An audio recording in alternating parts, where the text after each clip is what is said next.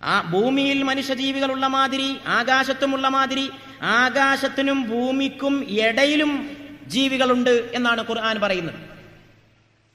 യസ്അലുഹു മൻ Fizz സമാവാതി വമൻ ഫിൽ അർള് വമാ ബൈനഹുമാ. ആകാശഭൂമികളിലുള്ളവരും അതിന്റെ രണ്ടിനും ഇടയിലുള്ളവരും സകല കാര്യങ്ങൾക്കും വേണ്ടി അവനോടാണ് തേട്ടങ്ങൾ തേടുന്നത് എന്ന് വിശുദ്ധ ഖുർആൻ. ആകാശത്തുള്ളവരും ഭൂമിയിലുള്ളവരും രണ്ടിന്റെയും ഇടയിലുള്ളവരും സകല കാര്യത്തിനും തേട്ടങ്ങൾ തേടുന്നത് അവനോടാണ്. അപ്പൊ രണ്ടിന്റെ ഇടയിൽ ജീവികൾ ഉണ്ടാവാന്നർത്ഥം. ഇനി നമുക്ക് ഇതിനെക്കുറിച്ച് സയൻസ് എന്ത് പറയുന്നു എന്ന് ആലോചിക്കാം. രണ്ട് പ്രശസ്തരായ ശാസ്ത്രജ്ഞന്മാരാണ് ഈ അടുത്ത കാലത്ത് 20-ാം നൂറ്റാണ്ടിലെ പ്രശസ്തരായ ശാസ്ത്രജ്ഞന്മാർ. ഒന്ന് ഹൊയ്ലെ, ഒന്ന് വിക്രാം സിംഗെ. ഈ രണ്ടാളുകളും ഭൂമിക്ക് പുറത്ത് ജീവികളുണ്ട് എന്ന് സിദ്ധാന്തിച്ചവരാണ്. ഹൊയ്ലെ, ഒന്ന് വിക്രാം സിംഗെ. ഈ രണ്ടുപേരും പറയുന്നത് ഭൂമിയിൽ മാത്രമല്ല ജീവനുള്ളത്, ഭൂമിക്ക് പുറത്തും ജീവനുണ്ട്. നമ്മൾ ഇന്നലെ പറഞ്ഞ മാതിരി തിളക്കുന്ന വെള്ളം അല്ലെങ്കിൽ വെള്ളം തിളക്കാൻ ആവശ്യമായ ചൂടുള്ള സ്ഥലത്ത് ജീവിക്കാൻ കഴിയുന്ന ജീവികൾ വരെ പുറത്തുണ്ടെന്നാണ് ഇവരെ സിദ്ധാന്തം.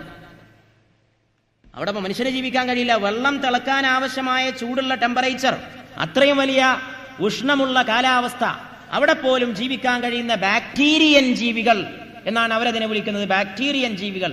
ആ ബാക്ടീരിയൻ ജീവികൾ ഭൂമിക്ക് പുറത്ത് ആകാശഗോളങ്ങളിൽ ഉണ്ട് എന്ന് സിദ്ധാന്തിച്ച രണ്ട് ശാസ്ത്രജ്ഞന്മാരുടെ പേരാണ് ഇവിടെ പറഞ്ഞത്. ഒന്ന് ഹൊയ്ലെ, ഒന്ന് വിക്രാം സിംഗെ. ഭൂമിക്ക് പുറത്ത് ജീവനുണ്ട് എന്ന് പരിശുദ്ധ ഖുർആൻ, ഭൂമിക്ക് പുറത്ത് ജീവനുണ്ട് എന്ന് ആധുനിക ശാസ്ത്രം.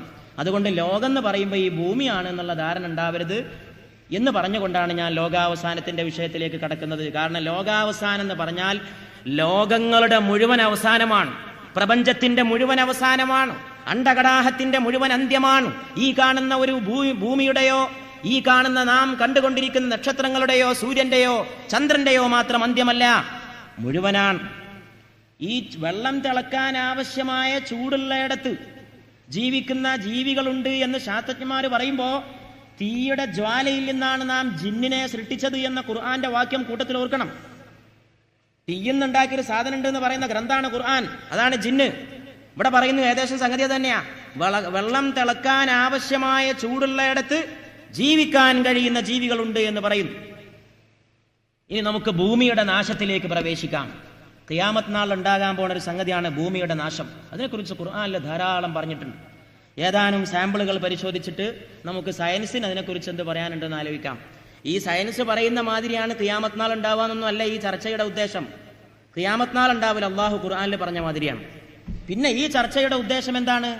ഈ ചർച്ചയുടെ ഉദ്ദേശം ഖിയാമത്ത് നാൾ ഉണ്ടാകുമെന്ന്, പ്രപഞ്ചത്തിനൊരു അന്ത്യമുണ്ടാകുമെന്ന് പരിശുദ്ധ ഖുർആൻ പറഞ്ഞത് കെട്ടുകഥയാണ് എന്ന് ഇന്നലെ വരെ പറഞ്ഞിരുന്ന സയൻസ് ഇപ്പൊ ലോകത്തിനൊരു അന്ത്യമുണ്ട് എന്ന് അംഗീകരിക്കാൻ തുടങ്ങിയിരിക്കുന്നു എന്ന് തെളിയിക്കൽ മാത്രമാണ് എൻ്റെ ഈ ഉദ്ദേശം ഈ ചർച്ച കൊണ്ട്. അല്ലാതെ സയൻസിൽ പറയുന്ന മാതിരിയാണ് ലോകാവസാനം ഉണ്ടാവുക എന്നുള്ള തെറ്റിദ്ധാരണ ഇവിടെ ഇരിക്കുന്നവർക്ക് വേണ്ട.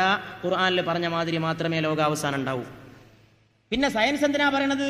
ലോകത്തിന് അവസാനമില്ല എന്ന് പറഞ്ഞ ആൾക്കാർ ലോകത്തിന് അവസാനം ഉണ്ടെന്ന് അംഗീകരിക്കാൻ തുടങ്ങിയത് വലിയൊരു സംഭവമാണ്. അത് പറഞ്ഞാൽ പരിശുദ്ധ ഖുർആന്റെ വാദഗതിയെ തത്വത്തിൽ ശാസ്ത്രലോകം അംഗീകരിച്ചിരിക്കുന്നു എന്നതിന് സമമാണ്. അതുകൊണ്ടാണ് ആ വിഷയം നമ്മൾ ചർച്ചക്കെടുക്കുന്നത്. ഭൂമിയുടെ നാശത്തെക്കുറിച്ച് പരിശുദ്ധ ഖുർആൻ പറയുന്നു. നമുക്കൊക്കെ വളരെ പരിചയമുള്ള നമസ്കാരത്തിൽ നമ്മൾ ഇടക്കിടക്ക് ഓതാറുള്ള ആ സൂറത്ത് ബിസ്മില്ലാഹിർ റഹ്മാനിർ റഹീം.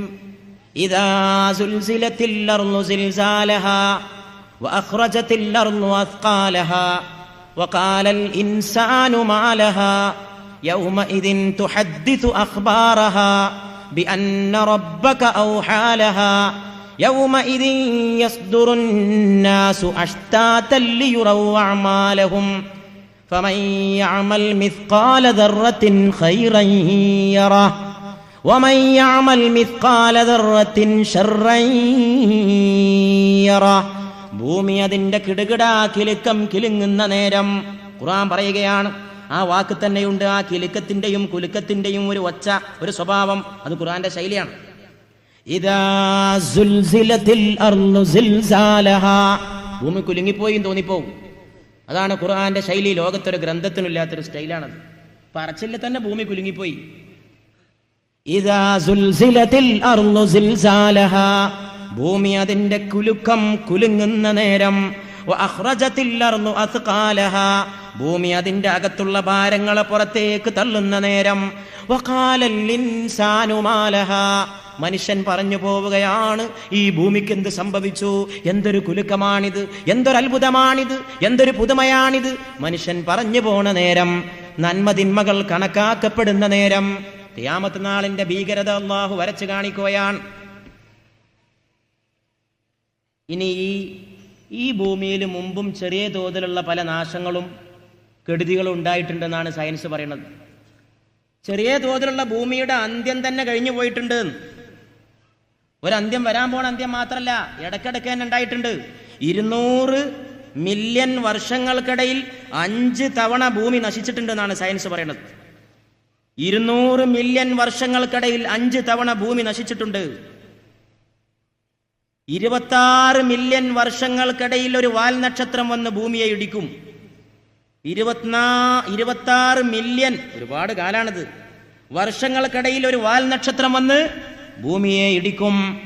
സയൻസിൽ പഠിക്കുന്ന കുട്ടികൾ ഒരു ജീവിയെ പറ്റി പഠിക്കാറുണ്ട്. അതിന്റെ പേര് ഡിനോസർ എന്നാണ്. ആരും അതിനെ കണ്ടിട്ടില്ല, അതിന്റെ ചിത്രം മാത്രമേ ഒന്നുള്ളൂ. ഭൂമിയിൽ ഉണ്ടായിരുന്നൊരു ജീവിയാണ് ഡിനോസർ. വലിയ പെരുത്ത ജീവിയാണ്, ആനയേക്കാളൊക്കെ വലിപ്പമുള്ള അങ്ങനെ ഒരു സാധനം ഭൂമിയിൽ ഉണ്ടായിരുന്നതാണ്. ഇന്നത് എവിടെയില്ല. അതിന്റെ തലമുറയിൽപ്പെട്ടൊരു ചെറിയ സാധനം പോലും ജീവിച്ചിരിപ്പില്ല. ആ വർഗം ഈ ഭൂമുഖത്ത് നിന്ന് പറ്റപ്പോയി. അതിന്റെ ചിത്രങ്ങൾ കാണാം മ്യൂസിയങ്ങളിലൊക്കെ, പുസ്തകങ്ങളിലും കാണാം. എങ്ങനെയാണ് ഡിനോസർ പോയത് എന്നുള്ളതിനെ കുറിച്ച് ശാസ്ത്രം പറയുന്നത്.